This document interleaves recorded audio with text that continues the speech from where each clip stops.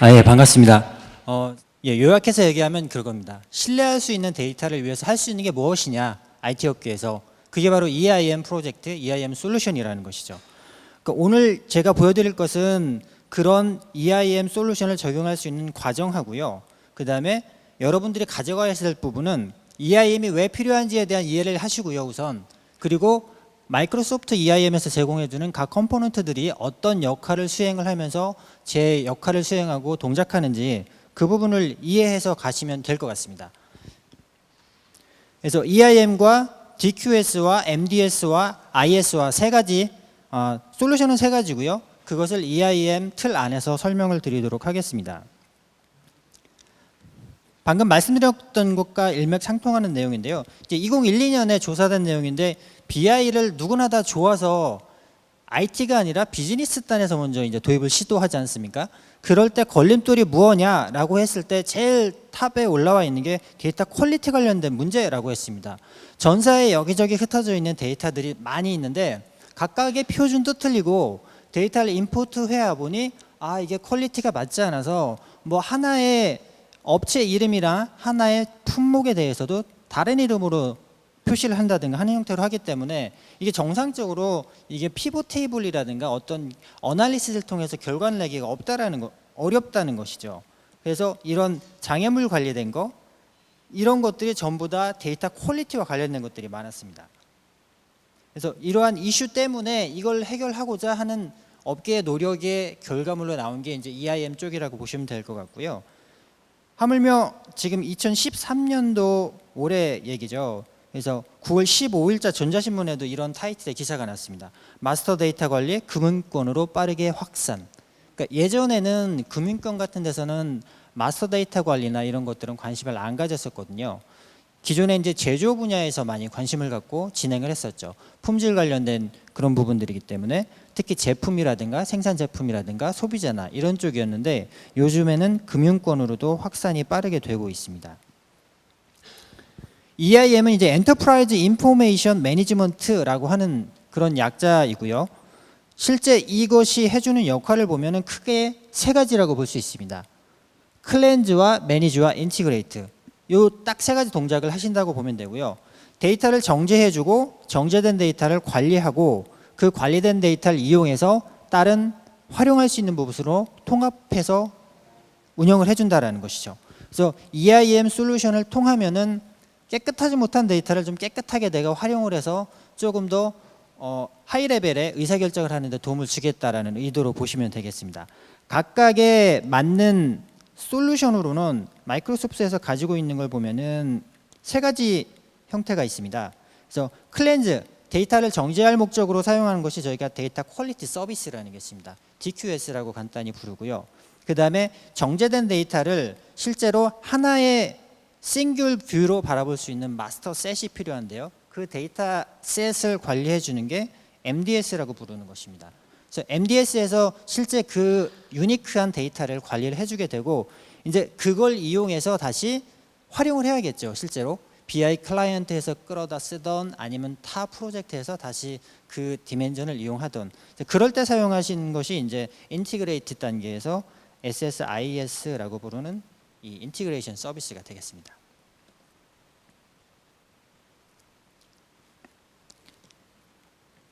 그러기 위해서 제가 보여드린 EIM 그 세 가지는 솔직히 요 안에 들어가 있는 겁니다. 요 안에 들어가 있는데 이거는 마이크로소프트에서 제시하는 전체 이제 BI 스택에 대해서 나와 있는 거고요.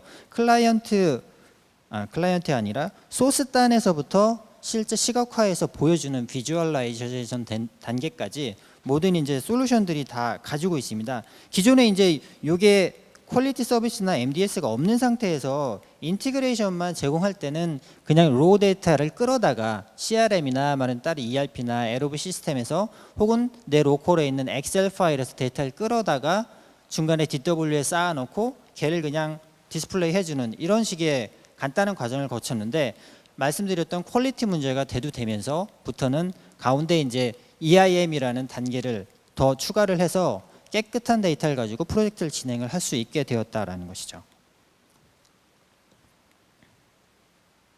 그래서 BI 자체가 이제 상당히 중요한 시점인데 그리고 EIM 자체도 중요한 건 알겠는데 그렇다고 이제 무턱대고 프로젝트를 시작할 수는 없을 것 같고요.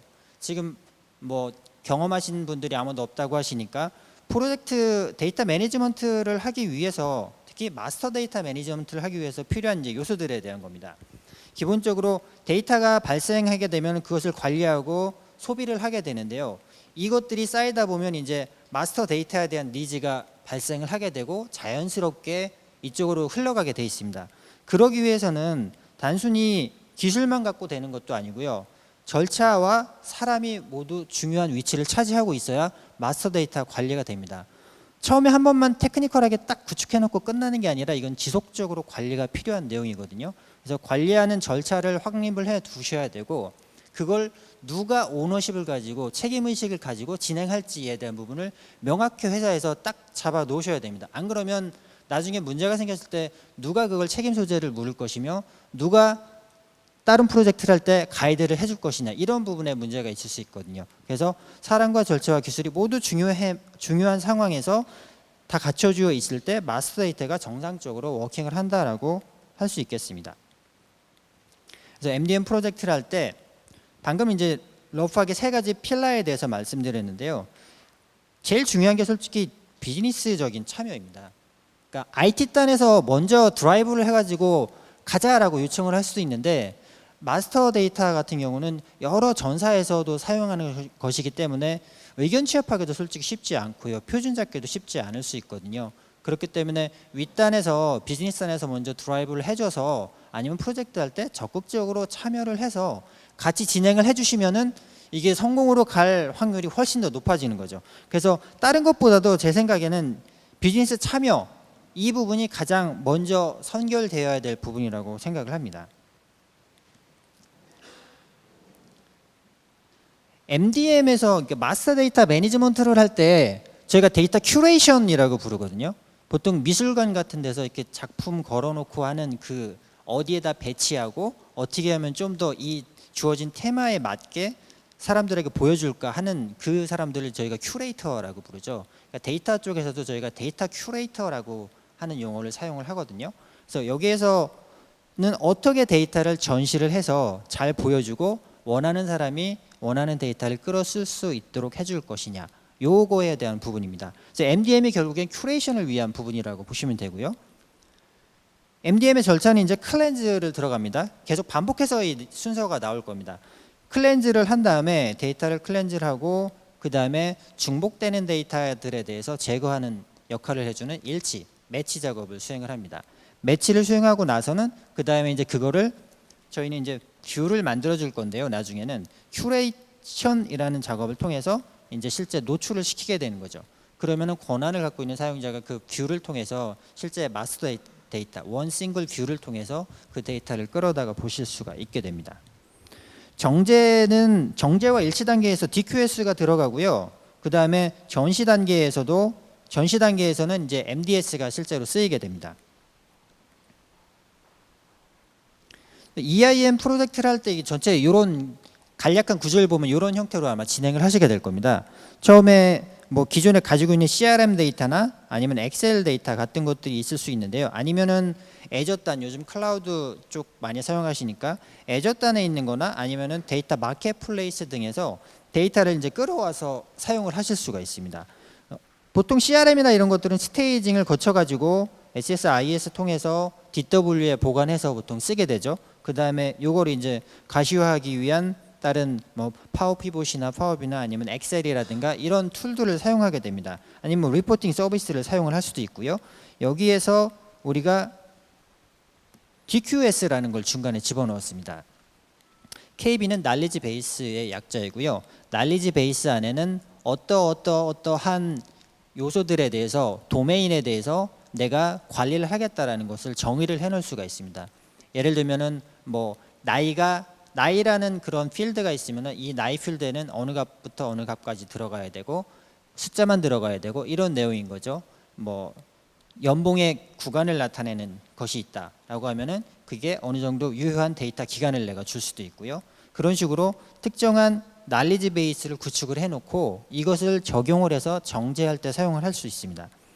DQS 서버가 백단에서 돌게 되고요. 그리고 이거를 다시 SSIS에서 호출해서 사용할 수도 있습니다. 그 다음에 정제된 데이터를 가지고 MDS를 한번 구축을 해놓게 되는데요. MDS를 구축을 해놓으면 실제 구축된 MDS는 다시 SSIS 안에서 DW 쪽으로 흘러 들어갈 수도 있고요. 아니면 다른 식으로 바로 엑셀에 의해서 참조될 수도 있고 뭐 리포팅 서비스에서 바로 참조를 할 수도 있습니다. MDS를 컨트롤을 하기 위해서 저희가 제공하는 걸로는 이제 MDS 애드인이라는 그런 툴이 있는데요. 뭐 엑셀에 있는 겁니다. 엑셀 애드인이니까 심플하게 설치를 해주시면은 컴포넌트이기 때문에 위에 탭이 하나 생겨서 관리를 할 수 있도록 도와줍니다.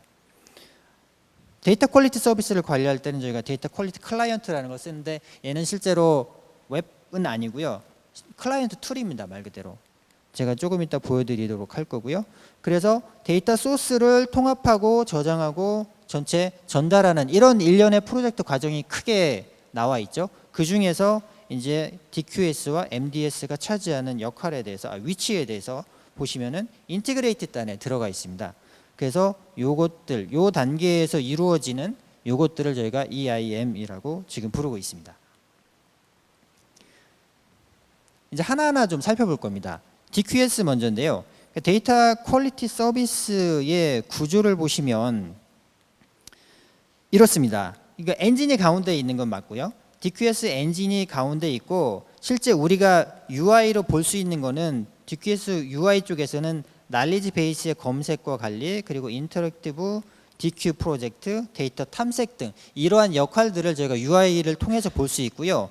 내부 아키텍처에 대해서는 각각의 UI 나와 있는 것들을 처리할 수 있는 그런 엔진단이 들어 있습니다. 그래서 DQ 엔진에서는 그 방금 얘기했던 날리지 검색이라든가 여러 가지 결과를 처리하고 나서 보여주는 프로파일링 또는 탐색 그리고 클렌즈와 매치, 레퍼런스 데이터 등을 볼 수 있습니다.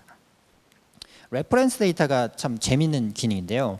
이제 클라우드나 다른 외부의 서드파티 업체에서 데이터를 제공을 해줄 수가 있습니다.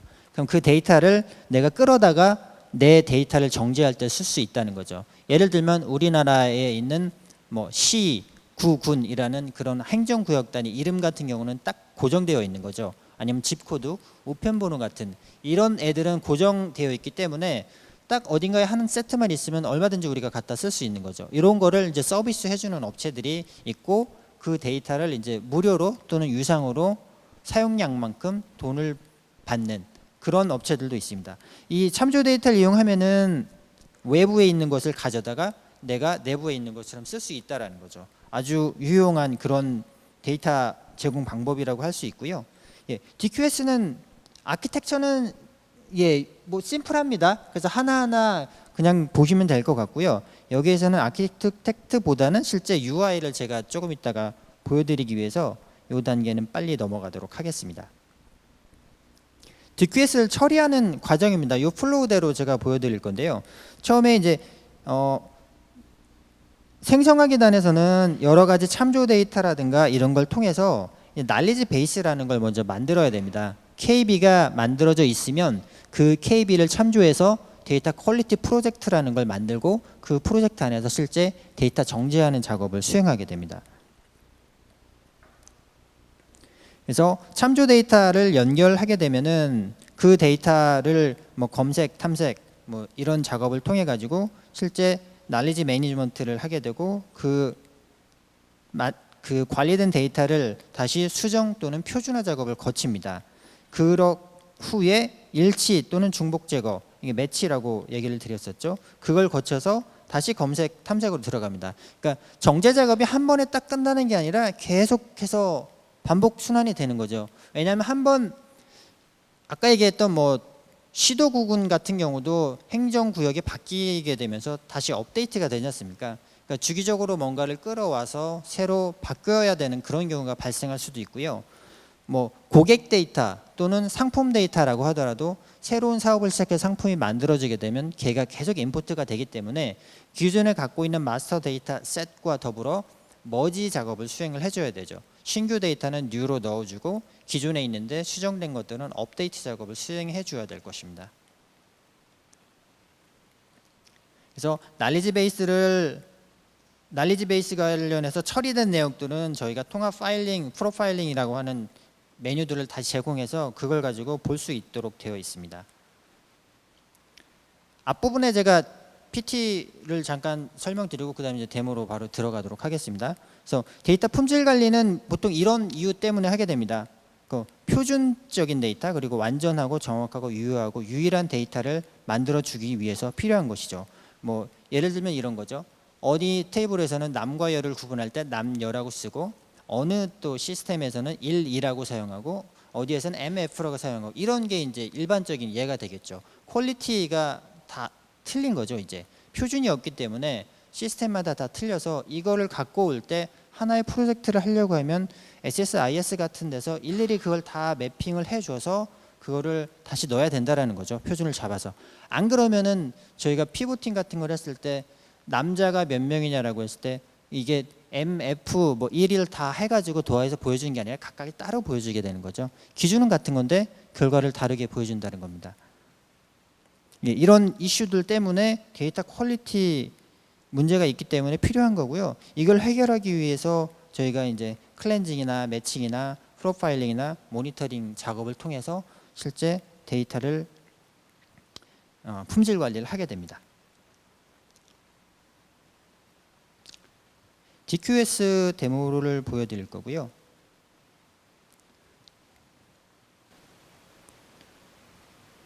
화면을 복제를 해서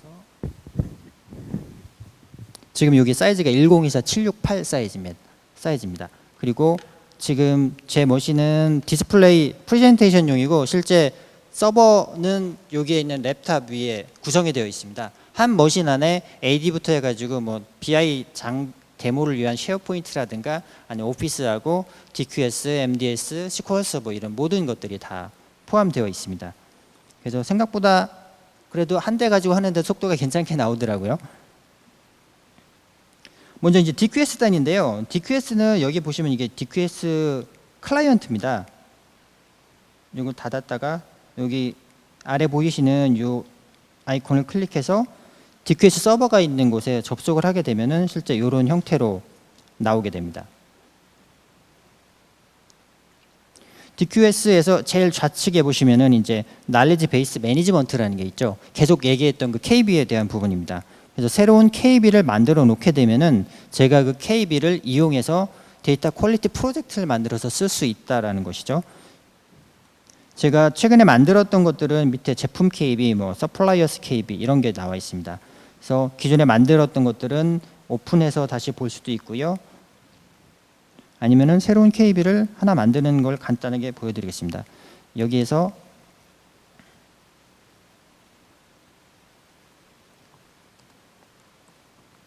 공급자라는 걸 이용하겠습니다. 다른 데서 가져올 수도 있는데요. 지금 그냥 새로 만드는 것이기 때문에 넌으로 세팅을 해놓고 도메인 매니지먼트 단으로 들어가서 실제 도메인에 들어가서 뭐 공급자 ID라는 게 있을 수 있고요. 고유한 ID죠. 그래서 데이터 타입은 스트링으로 하고 뭐 리딩 밸류를 뭘로 할 것이냐. 나중에 데이터를 보면은 유사한 데이터가 뭐 여러 개가 들어와 있어서 이게 하나의 클러스터를 형성하게 되는데요. 이 중에 실제 내가 취해야 될 데이터는 이제 한 개인 거죠. 매칭 단계에서 쓸 수 있거든요.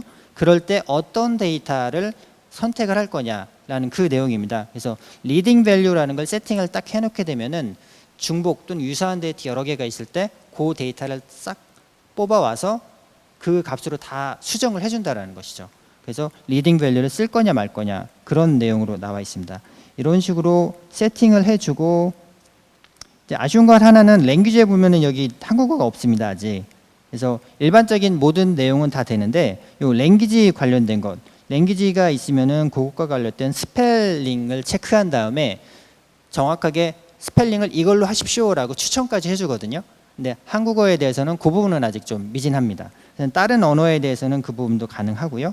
이런 식으로 도메인을 하나 만듭니다. 그러니까 도메인이라는 게 하나하나 마스터 테이블에 있는 컬럼이라고 보시면 됩니다. 이 컬럼에 대해서 어떤 규칙을 가지고 이 정제를 하겠다. 특정 데이터만 받아들이겠다. 뭐 그런 거죠. 공급자에 대한 걸 뭐 이렇게 넣고요. 그리고 예를 들면은 이메일 주소를 한번 해보도록 하겠습니다. 공급자의 연락처에 해당하는 부분일 수 있고요. 똑같이 스트링 타입으로 하나를 만들겠습니다. 이런 식으로 각각 컬럼마다 다 추가를 해주시는 거고요.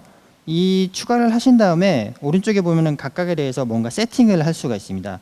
뭐 도메인 밸류 값을 어떤 값이 들어왔을 때 뭘로 변경을 해라, 뭐 이런 내용을 세팅하실 수도 있고요. 아니면은 텀 베이스드로 실제 어떤 값이 들어왔을 때, 예를 들면 약자 같은 거 있죠. co.이라는 그런 이름이 있을 수 있습니다. 여기서 공급자 이름 한 번 더 추가해 보겠습니다. 공급자 이름이라는 도메인을 추가해주고 공급자 이름을 텀 베이스드 관련해 가지고 하겠다라고 하면은 여기에 co.com이라는 이름으로 회사가 등록돼 있으면 이거는 일괄적으로 그냥 코퍼레이션으로 하자, 컴퍼니로 하자라고 해서 컴퍼니로 맞춰줄 수가 있고요. 그 다음에 뭐 inc라고 들어왔다 그러면은 incorporated로 변경을 해라. 코프라고 들어왔다 라고 하면은 corporation으로 변경을 해라. 이런 규칙을 제가 용어 기반으로 다 정해줄 수 있는 거죠. 그래서 표준화된 결과적으로 마스터 뷰에 쌓이는 마스터 셋에 쌓이는 것들은 규칙 기반으로 표준화된 데이터를 가져야 됩니다. 그래서 이제 절차가 중요한 거고요. 스킬도 물론 스킬은 이제 이 툴을 사용하게 하면 되는 거고 이것들을 이제 꾸준히 관리해주는 사람이 계속 트레이닝 되고 최신 데이터 정보까지 알고 있어야 된다는 것이죠.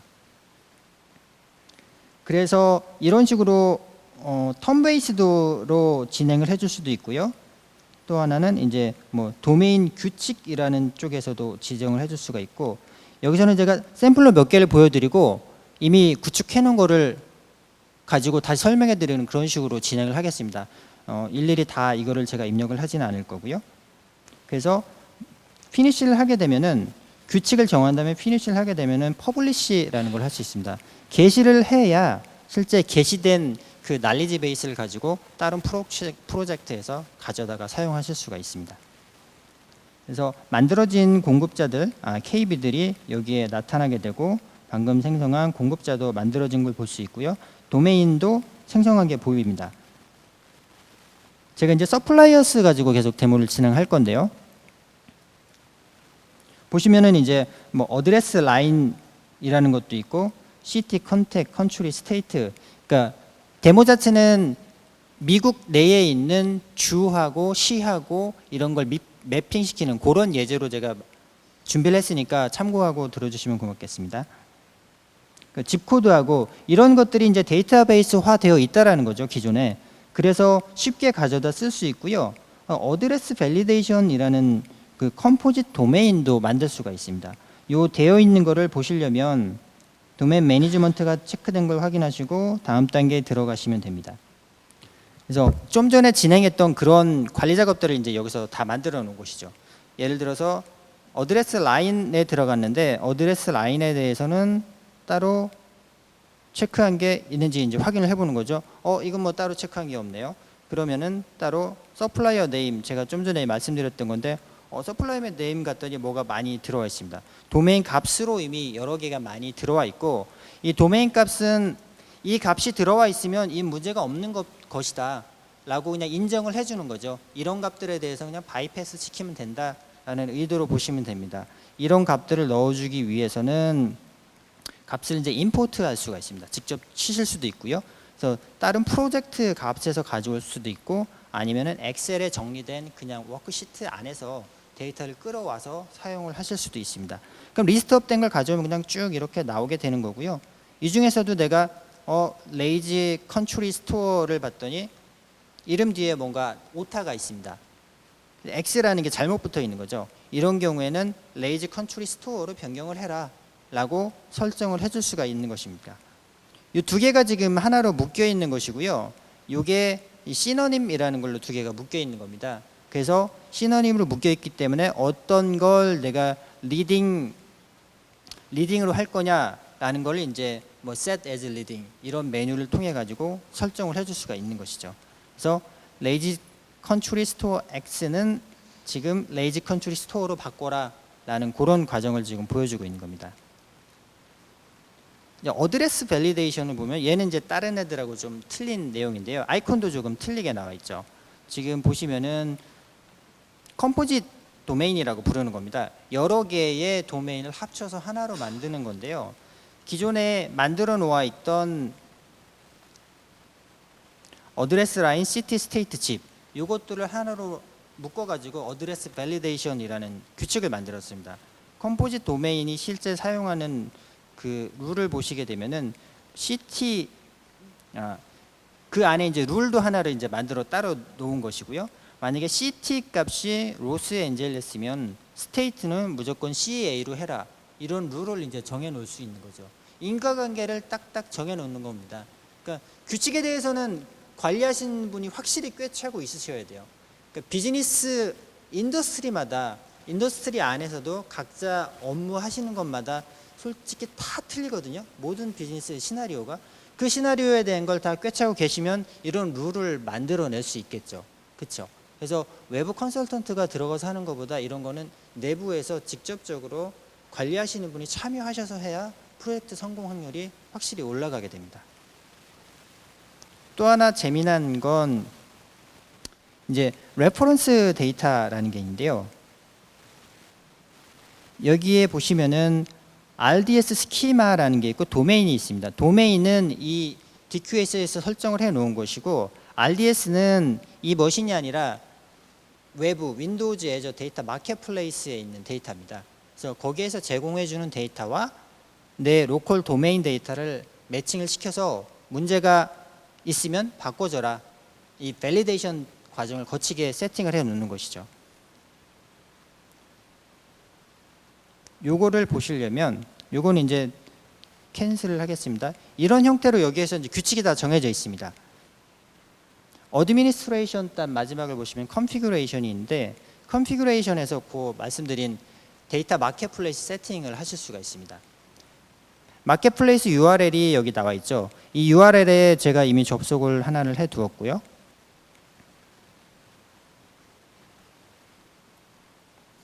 여기 보시면은 윈도우즈 애저 마켓플레이스라고 나와 있죠. 그래서 어카운트 네임 제 계정으로 로그인을 한 상태이고요. 에 보면은 프라이머리 어카운트 키라는 게 있습니다. 이 키를 카피해서 입력하신 다음에 밸리데이션을 받으면 여기에서 제가 구독하고 있는 데이터를 실제 DQS 프로젝트에서 갖다 쓸 수 있는 것이죠. 여기에서 제가 말리사 데이터라고 하는 얘를 지금 구독을 하고 있습니다.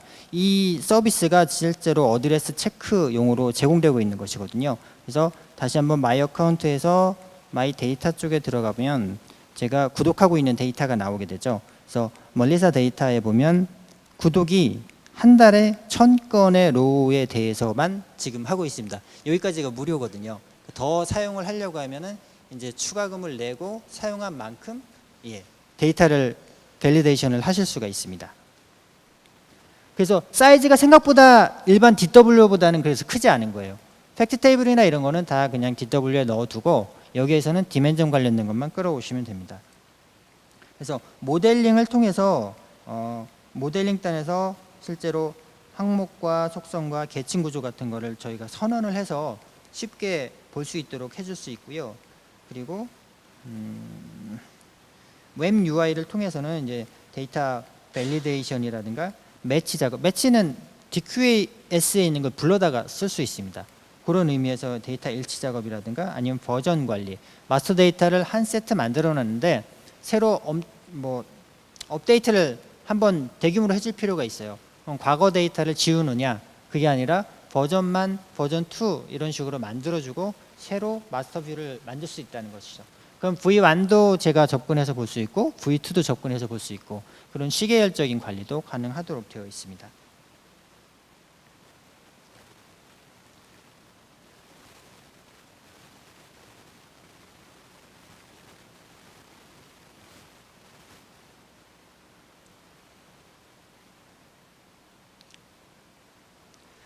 다시 데모 머신으로 들어갔고요. 보시면 요건 이제 마스터 데이터 서비스의 그 구성 관리자입니다. 그래서 데이터베이스가 어디에 있는지 이런 것들을 세팅을 해줄 수가 있고요. 그래서 보시는 것처럼 웹사이트 기반으로 접속을 하게 되어 있습니다. 그래서 여기서는 제가 IIS가 그래서 필수가 되겠고요. IIS 기반으로 웹사이트에 한번 접속을 해보도록 하겠습니다. 마스터 데이터 매니저라고 부르고 있고요. 서플라이어스 모델이라는 것을 하나를 만들어주고 말씀드렸듯이 모델 기반으로 엔터티와 어트리뷰트와 하이어아키와 이런 것들을 만들어서 관리를 하실 수가 있습니다. 이미 만들어진 것들을 보시려면 익스플로러로 들어가시면 되고요. 이제 여기에는 서플라이어 엔터티라는 게 만들어져 있습니다. 엔터티 안에 보면 이제 정제된 이게 이제 마스터 하나의 싱글 뷰라고 보시면 되고요.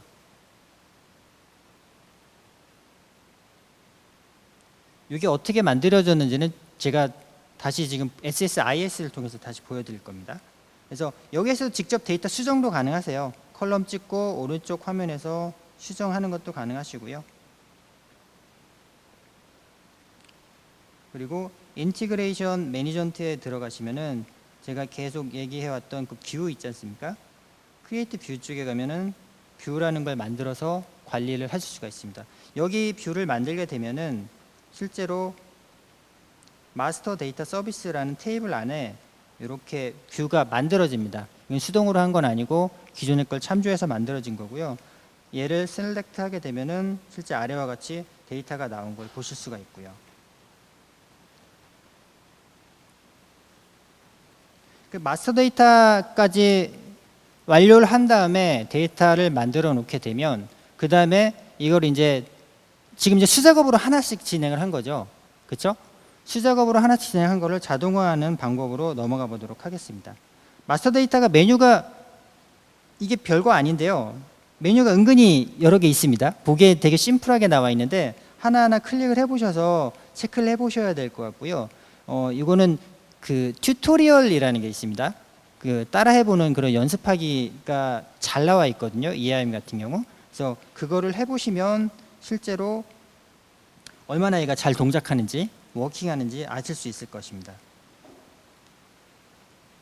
제가 이제 보여드리려고 했던 게 이것입니다. 프로젝트를 이미 만들어 놨고요. 컨트롤 플로우에 보시면 이렇게 데이터 플로우 태스크를 하나 만들었고 그 다음에 마지막에는 execute SQL 태스크가 들어 있습니다. SSIS 프로젝트고요. 이 안에 들어가게 되면 이제 저희가 원하는 그런 내용들이 들어 있습니다. 그래서 아까 했던 DQS에서 수작업으로 했던 작업과 MDS에서 수작업으로 해서 결국에는 그 클렌즈하고 매치시키고 큐레이션 하는 과정이 이 안에 이제 다 포함되어 있는 거죠. 소스 데이터, 그러니까 정제되지 않은 그런 소스 데이터죠. 정제되지 않은 소스 데이터를 연결을 해서 인커밍 서플라이어스라고 하는 워크시트에서 가져오도록 하겠습니다. 그걸 가져와서 DQS 클렌징이라는 과정을 거치게 됩니다. DQS 클렌징에는 SQL 서버, DQS가 깔려 있는 서버에 접속을 하게 되어 있고요. 그렇게 되면은 날리지 베이스를 뭘 사용할 건지를 선택을 하게 되어 있습니다. 아까 만들어 놓은 거죠. 그러니까 KB는 미리 만들어 놓고 서플라이어 KB를 선택을 합니다. 그리고 그렇게 되면 그 KB 안에서 만들어 놓은 이제 도메인들이 보여지게 되고 매핑 단계에 들어가게 되면은 어느 컬럼들을 내가 클렌징 할 거냐라는 것을 선택을 하게 되어 있고요. 그래서 공급자의 이름과 이메일 주소와 뭐 어드레스 라인, 시티, 스테이트, 집 코드, 컨트리 이런 식으로 제가 원하는 것을 선택을 하면은 소스와 아웃풋 그리고 상태가 어떻게 되어 있는지 이런 것들을 알 수가 있습니다. 클렌징을 해서 결과가 나올 때는 우리가 쓸 수 있는 데이터의 상태는 두 가지 상태가 있습니다. correct와 corrected가 있는데요. correct는 문제없이 자동으로 들어와서 마스터 데이터에 쌓이는 데이터는 correct 상태고 뭔가 내가 정한 룰에 의해서 수정된 데이터가 있을 수 있죠. 걔는 corrected가 됩니다. 그래서 두 가지 데이터를 끌어오겠다라는 내용입니다. 디폴트 correct와 corrected는 레코드 상태가 corrected 된 거, 얘 두 개를 끌어와서 레코드 스테이터스는 제가 컬럼에서 여기에서 가져와서 세팅을 해준 것입니다. 가져와서 이걸 가져오면은 이제 corrected와 correct 두 개가 나오는 거죠. 결과값으로. 결과값 나온 거를 다시 합쳐서 하나의 데이터 셋으로 만들어줍니다. 어차피 이제 하나의 저희가 마스터 데이터로 만들 거니까요. 그 다음에 이제 그룹핑을 진행하게 되는데요. 여기 이제 중복 데이터를 제거하는 그런 매치 작업이 되겠습니다. 퍼지 그룹핑을 하게 되면은 키를 하나 지정을 해줄 수 있거든요. 그러니까 MDS DB에 접속을 해서 컬럼 매핑할 때는 inf 컬럼을 지정을 하는데 나머지는 그냥 패스스루를 해주고 서플라이어 아이디만 저희가 키 값으로 지정을 해줍니다. 그럼 키가 여러 개인 것들에 대해서는 하나만 선택하도록 하겠다. 뭐 이런 내용인 거죠.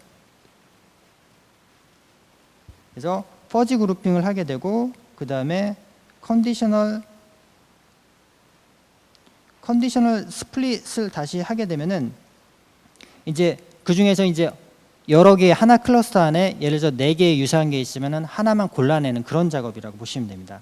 그래서 그렇게 해서 유니크 레코드라는 걸 하나만 출력을 하게 될 겁니다. 그러니까 유니크 레코드면 키인과 키아웃이 같은 경우, 그러니까 입력되어 있는 키와 출력되는 키값이 같으면 얘는 안 바뀌고 그대로 있다라고 볼 수 있거든요.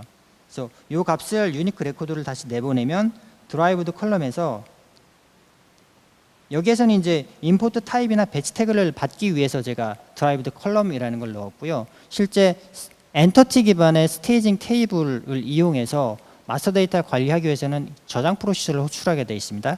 그곳에 들어가는 패러미터 값으로 저희가 이 세팅을 해준 겁니다. 그래서 임포트 타입과 배치 태그라는 것을 이용해서 관리를 하게 될 거고요. 요거는 지금 2개는 나중에 설정해 준 건데 지금 세팅이 되어 있기 때문에 4개가 보이고 있습니다. 그래서 요 단계에서는 2개만 설정을 해 주시면 되고요.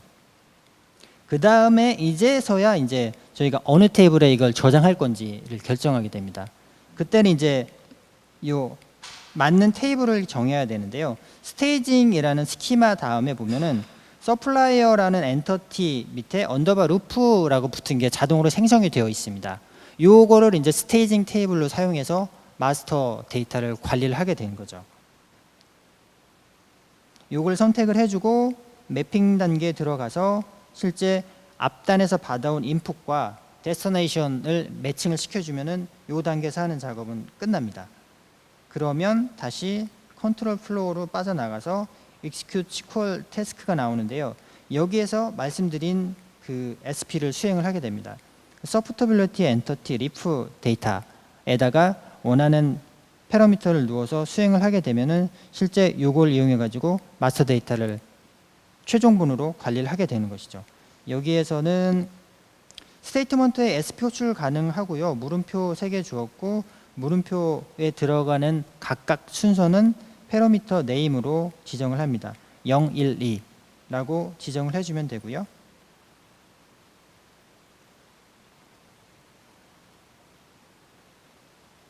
예, 요 작업이 돌아가게 되면 이제 나온 최종 본이 우리가 마스터 데이터에서 보는 이런 형태의 익스플로러를 통해서 볼 수 있는 엔터티 결과가 이렇게 나오게 되는 것입니다. 이거를 어떻게 활용하는지 마지막으로 제가 한 1분 정도만 소요해서 설명을 드리도록 하겠습니다.